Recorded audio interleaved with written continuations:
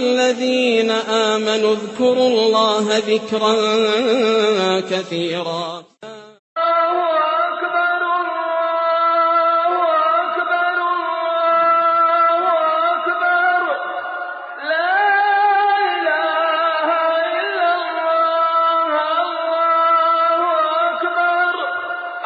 نهنئكم أولا على دخول هذه العشر، وأننا بفضل الله عز وجل أدركناها. احرص عليها ألا تفوتك فيها صلاة واحدة، لا تفوت صلاة. ابدأ من الليلة، اعزم الذي لم يصلي العشاء إلى الآن فليصلي. صلاة الفجر صليها في وقتها، الظهر والعصر والمغرب والعشاء. 10 أيام لا تضيع صلاة واحدة فيها بخشوعها وأركانها وواجباتها. وإن كنت ممن وجبت عليهم صلاة الجماعة فأدها في جماعة، وأدرك تكبيرة الإحرام. صل النوافل الرواتب 12 ركعة، صلاة الضحى، صلاة الوتر. صل شيئا من الليل في كل ليلة، لا تنم إلا ببضع ركعات. والله ما من أيام تصلي فيها قيام الليل مثل هذه الأيام، ما من أيام تصلي فيها الضحى مثل هذه الأيام، ما من أيام تصلي فيها الوتر مثل هذه الأيام.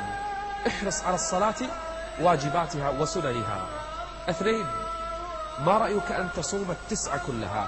شوف، ما قلت 10 لأن اليوم العاشر يوم العيد ينهى عن الصيام فيه. ما رأيك أن تصوم 9 إن لم تكن حاجا؟ فإن كنت حاجا جاز لك 8، فإن صمت 9 كلها فإن هذه من الأعمال العظيمة. ومن صام يوما في سبيل الله بعد الله بينه وبين النار 70 خريفا. وهذه الأيام النهار فيها قصير والجو جميل، وما يشعر الإنسان ربما فينا لا بجوع ولا عطش. صيام هذه الأيام لا كغيرها من الأيام. تحرص على الصوم فإنه لا مثل له. ما رأيك هذه الأيام أن تكثر من الصدقات؟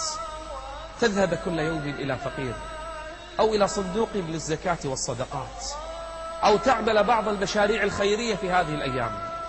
من كان عنده نية يحفر بئر لله فليحفر هذه الأيام، من كان عنده نية أن يبني مسجدا فليفعل، أن يكفل يتيما فليفعل. كل نيتك في عمل الخير اجعلها في هذه الأيام، لأنها الأجور تتضاعف. حسنة هذه الأيام لا كغيرها من الحسنات. وأعظم الصدقات في اليوم العاشر أن تنحر لله عز وجل الأضحية، أن تقدمها لله يوم العيد وبعدها 3 أيام. إن فعلت هذا الفعل فإنه من أعظم الصدقات عند الله جل وعلا. ومن نوى أن يضحي لله فليمسك من الآن عن شعره وعن ظفره.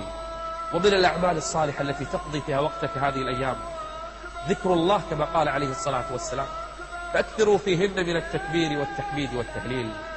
أكثر من الذكر والتسبيح والاستغفار. وكلما صار لسانك رطبا بذكر الله كلما ارتفعت الدرجات عند الله. خصوصا هذه الأيام يا جماعة، لسانك لا تشغله بأي شيء، حتى الرسائل اللي يرسلون بعض المسجات والرسائل أو الإيميلات. هذه الأيام غير، هذه الأيام اجعلها في الذكر، ولذكر الله أكبر. سبحان الله والحمد لله تملأان ما بين السماء والأرض. وكلمتان خفيفتان على اللسان ثقيلتان في الميزان حبيبتان إلى الرحمن. سبحان الله وبحمده سبحان الله العظيم.